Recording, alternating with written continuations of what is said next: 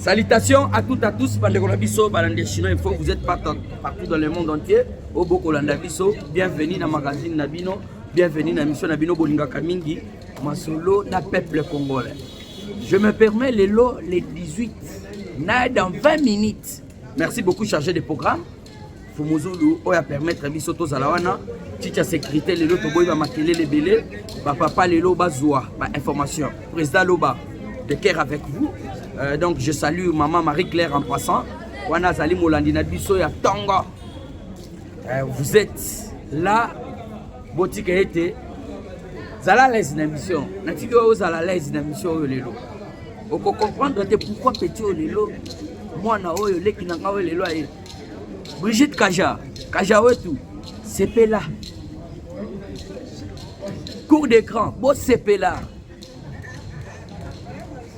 Jean Mamadou Polondo, Yokutu, inoubliable, au CP là. Na Walter Chimangat, on sort, tout ça. Maman Thérèse, que je salue en passant, Zamba Batelayo, toujours. À mon nao, nous sommes salaka. On a moko na biso nous soto. Ndeto yebali. Mais beaucoup le banae, awa pona ko ebisa nini.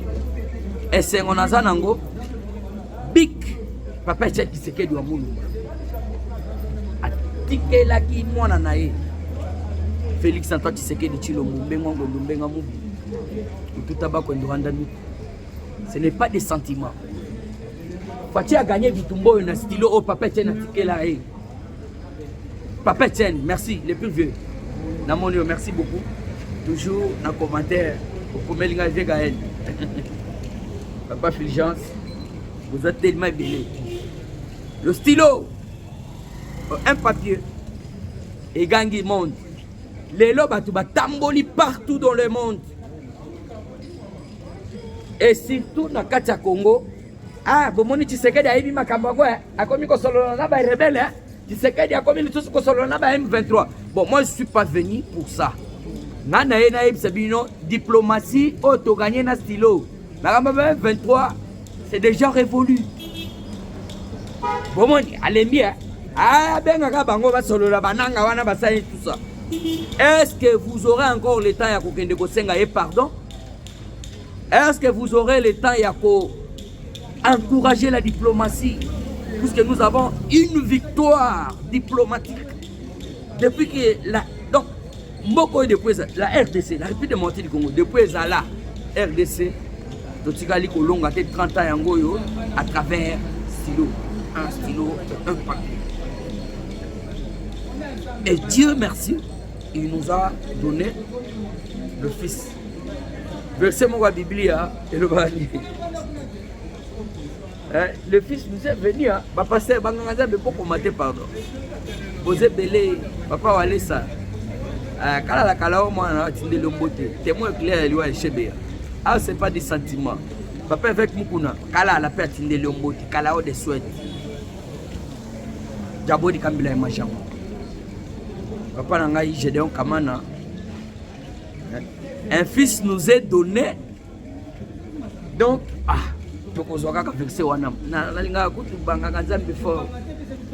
un fils nous est donné, ou soit un fils nous est pas. C'est Fati. C'est qu'on a un dengeni. Mais c'est donc vraiment cette émission. On a ça, c'est que menuiserie ou soit maçonnerie. Koyo kokende koyekola na INPP et que c'est na ya papa na yo maçon, papa na yo menuisier. Et mais abonnez-vous très massivement. Merci beaucoup Ndunga, toujours en direct. Mais tokoye bisabino papa. Moi na kokende koyekola formation ya menuiserie. Mais a otika la te koleka moi no papa na ya za menuisier. Du jour au jour à la Mouka, il y a des clous, le marteau, l'enclume, bon, tout. Et tout, si le papa a osé la soit c'était wana, beta wana. Moi, je vais te dire, non? Hein? Pour marteler quelque chose, il faut comme ça, il faut ceci. Non. Là, il n'y a que du pratique. Bako pratiquer kaka, c'est ça Fachi Beton. Son père était un grand diplomate. Bah Martin Kobler, Banani, tout ça, Baloba Yango, bah reine d'Angleterre, Baloba. C'est lui qui incarne l'incarnation. Donc, il est Azako incarné. En Afrique, on a des botala. Au moins, Makambo, Paul Kagame, on a Baloba qui est non Fachi Bobo, tout ça, c'est là, ôté, avec une capisa. Mais non. C'est tout justement une petite affaire. Mon bali peut compter papa. Kaka même si tu papa na honte. Les loyaux. Bon, moi je suis venu pas pour puisque tout le monde faut tout étaler. Tout temps donc. Faut tout étaler vraiment. Kaka masaka na mo toko yebisa clairement. Moi na mobile contacté kaka oya papa na bango puisque papa était ministre plusieurs fois. Était ambassadeur plusieurs fois. Est-ce que Bana n'a pas compris aux Zangata Damas?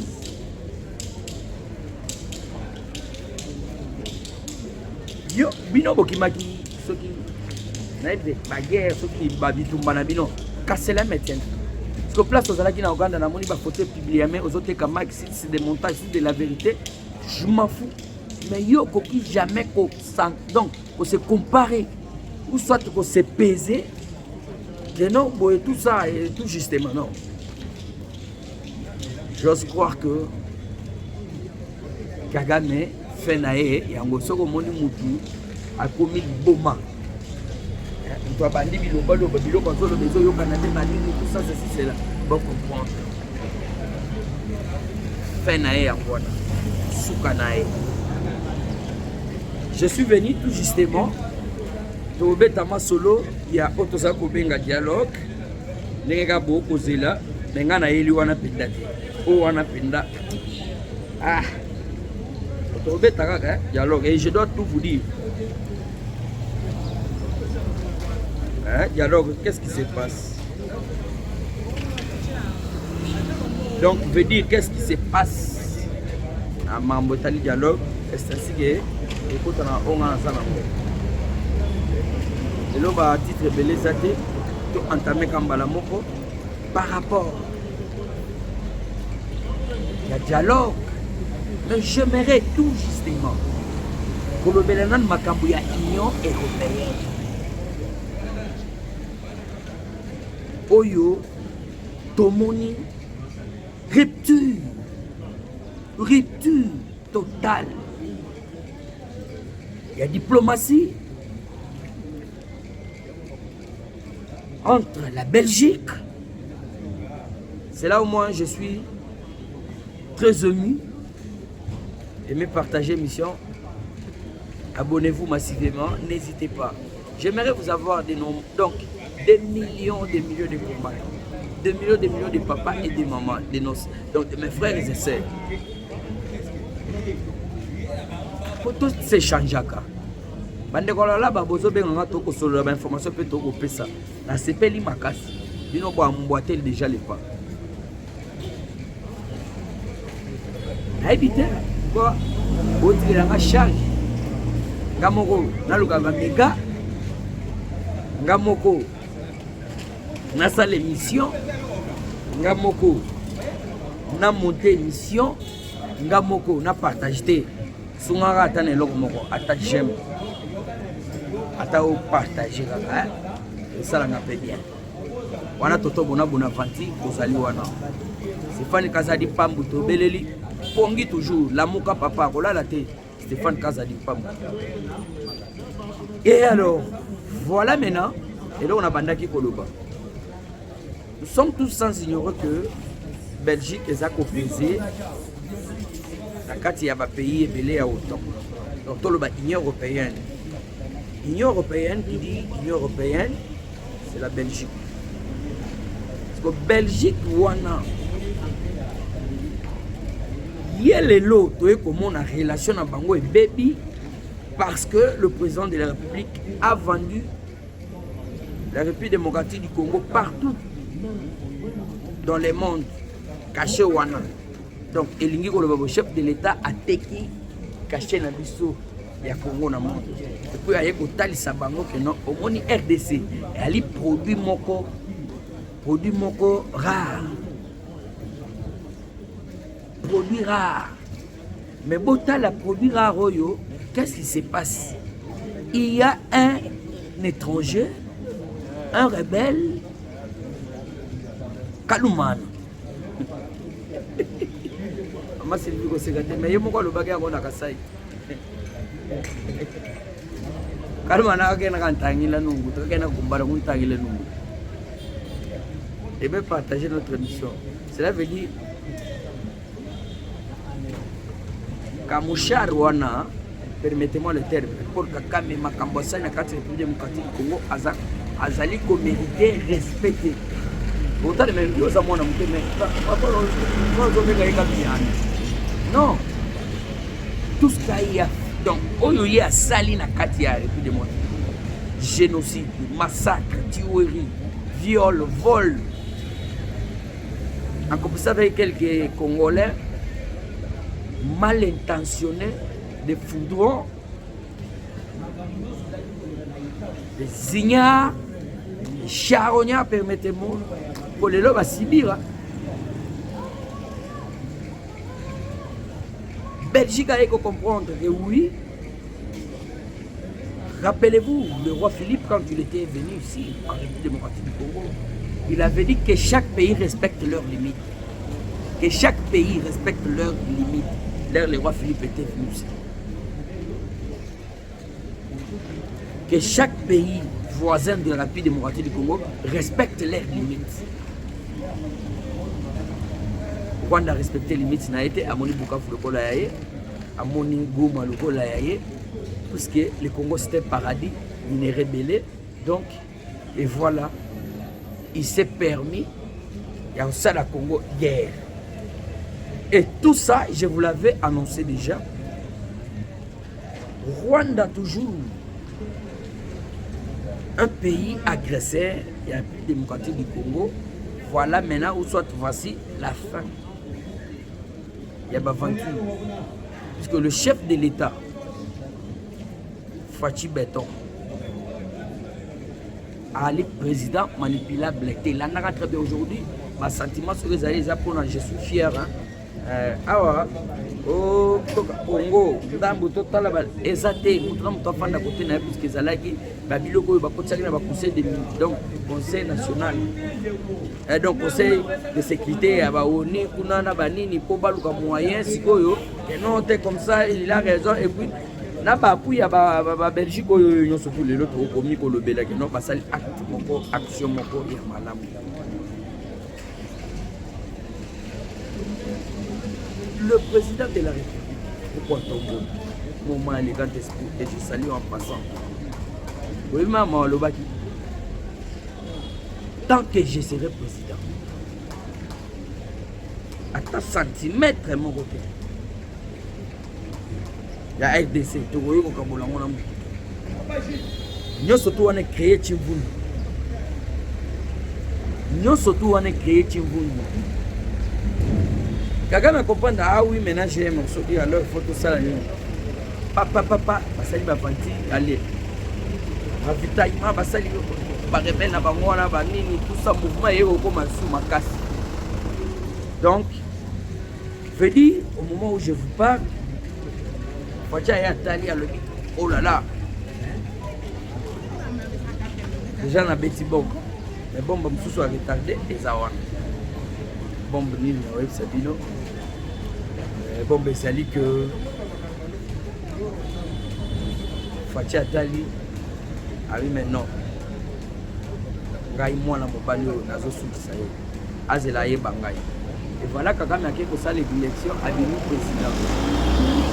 Akalisa ye no biso makambo ezaka que non 5 ans OK ye kuna beta 10 ans.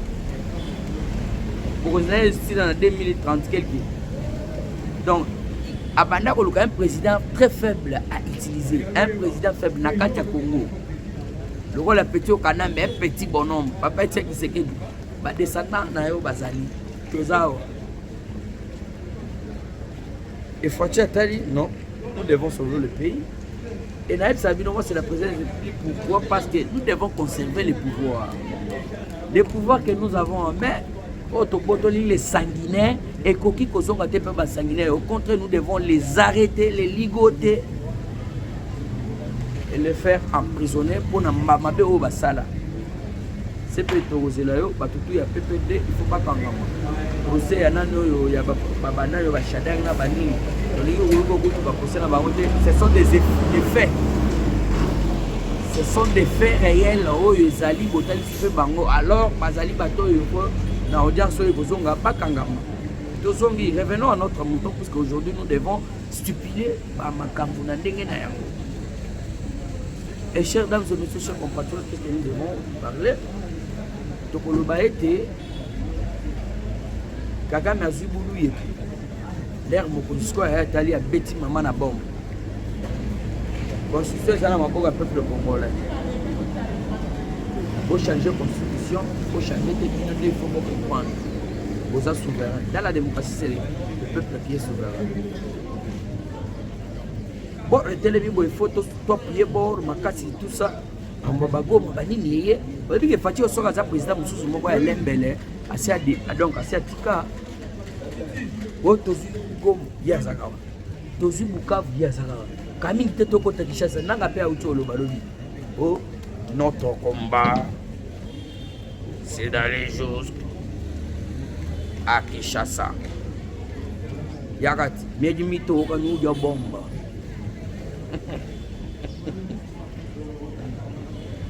Aza frustré, carré minier. Qui peut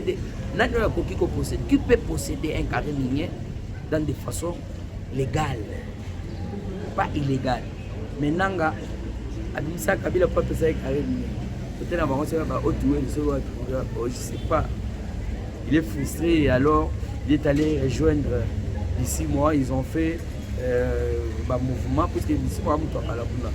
De quoi côté Vita Caméra pour voir bien avant on surtout bahachit. Vita Caméra mouchi tout ça. Oh on a profité pour faire cette information. C'est Ronnie Johnson peut à Kendaki beaucoup dans Vita Caméra puisque Azali envoyé spécial. Bon comprendre tel les nazo tikaka on a que mais ba les kaka. Oui, ozoko makaka que kaboko puisque na banque te ils est belé. Taka na comme ça l'émission moko par rapport. Mais les lots nous sommes aux ala puisque na monique non les 18 ans banda aux ala yango. Oh là là. Chers dames et messieurs, chers compatriotes, vous allez émission spéciale au Nazaro dédié Biloyon surtout. Voilà, aimez, abonnez-vous massivement, commentez. Donc, la minute pour comprendre que nous soutenons Fatih, c'est ça Balouba Balobi beaucoup. Donc, Mobali Beta, Mobali, Ronnie Johnson, Penani Trump à Tindie, tout justement après ça fait un message que non pas correct. Avant nous coulons où il y a Gana Tindie pour l'oba aux à la claire. L'administration à la présidence pour se ranger. On va conseiller aux abonnés de boyo que bête la bino que non bon bangonyo c'est tout bazar politique. Yo zali conseiller la nanga très bien. Comme langai. Ba politique peut bazali gomié bani. Tozo lo babino c'est tout. Hein? Et c'est un peu de vous organiser. Hein? Why? The organization in President of Republic of Congo. Yeah. Avec des surtout, surtout ça possible.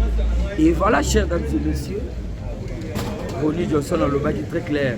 Mais alors, j'aimerais tout d'abord, tout justement, pour Sabino, Makamboyo, il y a dialogue, les Togozonga, puisque la monde qui est, c'est la ligne du dialogue. Kagame a échoué. Parce que le président faibleté, changement de constitution. L'année qui n'a souka. Changement de constitution. Constitution, c'est ce qu'on a beaucoup en année. Le peuple congolais a eu passe. Madame a boit pour construire une assemblée. Assemblée. Président wa congolais adopté ko Madame Moko Sénat a adopté. place de comment est-ce que vous avez des chefs? Au moment où je vous parle, ma union sacrée, il faut beau disparaître. On a posé à union sacrée, vous avez rendu un mauvais service, chef de l'État. Makambukuna na Est, les autres aucune déclaration à union sacrée. Le seul Jean-Pierre Mbemba, Tambouli, à la base, à la province, pour nous adhérer dans l'armée, et voilà celui qui nous agresse. Il y a des points, côté Jean-Pierre Mbemba, il y a des bosses, petit moko, habité. Bon, on a soit jeune moko, il y a pas de si je ne m'abuse pas. Voilà, nous avons régie, nous avons la régie, boye bayango, que non, il faut que la mission makabouana. Et donc, awa, Mouché Bilele, la régie, en tout cas, comme moi, tous à la, et n'a pas parce que nous devons savoir ce qui doit se passer. Tous ces pays-là, tous à la nous avons une émotion.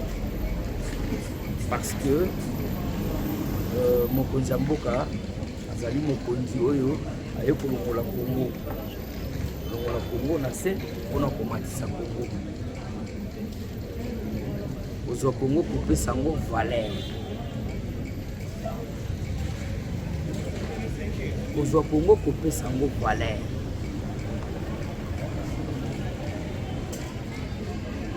Abanda oloba mambo ya Jean-Pierre Mbemba. Jeune wana tuni papa. Bino boye biso s'adhérer na armée. Bino pe bana na bino ba aussi passer ba quota ou pas. Ah, Nathalie Nabi, bon. Ce n'est pas prohibé à un Congolais de raisonner de la manière. Dossier Moussousi Mbemba Izani. Jean-Pierre Mbemba à Ali Mobali. Bachen Moussousi Mbemba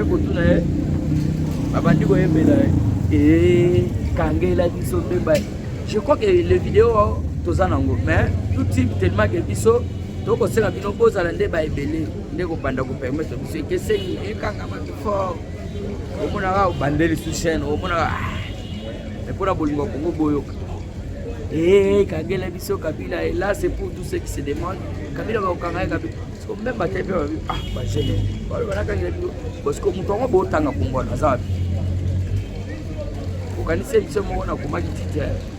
est-ce que Kabila qui m'a dit et voilà chef dans ce dossier ma campagne dialogue les aboyés réflexion Joao Lorenzo avait refusé récemment d'être médiateur des conflits en République démocratique du Congo. Mais comment est conduit prochainement pour les Congolais belé hôtel au monia à Saliboye à collaborer na Rwandais et kaka boye au monia bosuki nanga kaka ya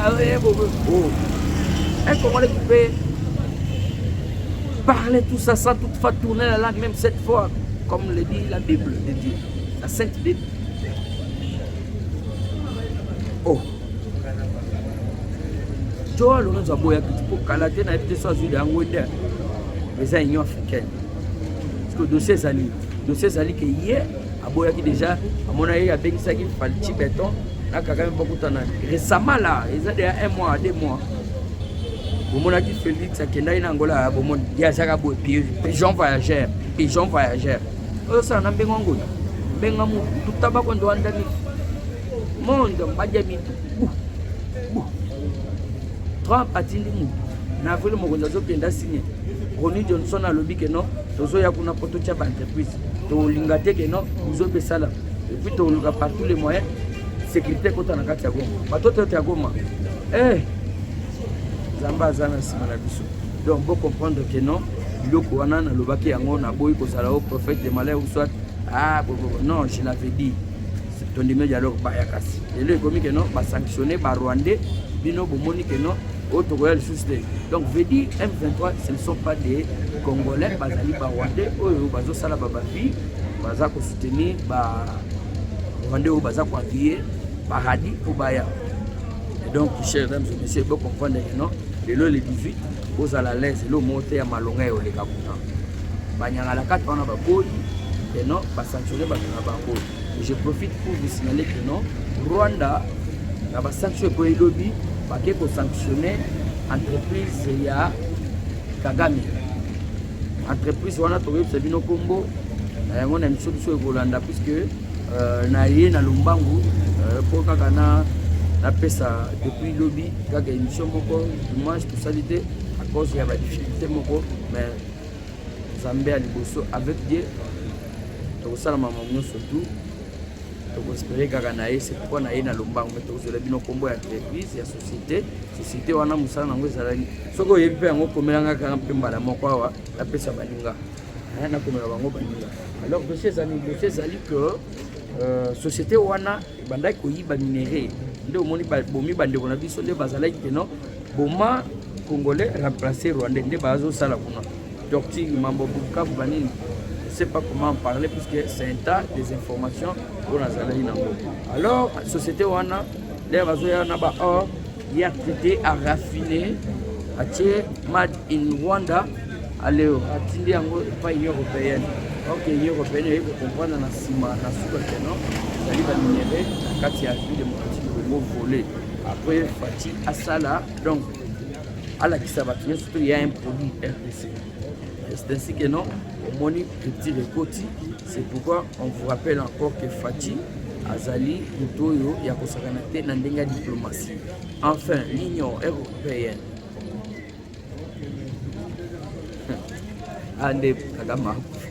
Le Conseil de l'Union européenne vient de voter des sanctions contre le Rwanda. Et les troupes armées sont toujours plus qu'à l'air à sanctionner le Rwanda. Et bien, les troupes armées rwandais sont toujours sur les sols congolais. Et bientôt, l'Union européenne va prendre des mesures pour déloger tous ces groupes armés. Kagame a perdu son calme. Le député Thierry Mariani et qui annonce un tas de sanctions qui arrivent pour Kagame. Et on a Rwandais, Bobongama. Zalé au Taïpan Nabino, puisque la société Nabino alors la minute où il va être pour le moment les alliés sanctionnés. Kagame wana il faut ami pan. Voilà la bien amelaka ba cocaïne. Kagame coincé. Merci chers dames et messieurs, vous allez partout dans le monde pour la Nagaï, la Sepeli Mingi, tous à la Sima Fati, tous à la Sima Yamapinga. Baoye balobaki te bomoni Tshisekedi aza na bokende osala ba message bon Tshisekedi aza mokonzi Tshisekedi azali grand diplomate po ete bo comprendre sikoyo Tshisekedi nzimi dialogue Tshisekedi lelo le 18 wana baba yuma bosa pitisa ba yuma. Merci à tout le monde balobeli nyonso tu ya Fatih Beton bana mboka ba diaspora ba diasa vous êtes tellement belé, on a moni bongo, poto benga, benangai, Damas à Londres, Maître Christian Kalamba, il est partenaire, donc toujours en direct. La Tiki Bino Bongo, Tokabouani, au prochain numéro. Ciao.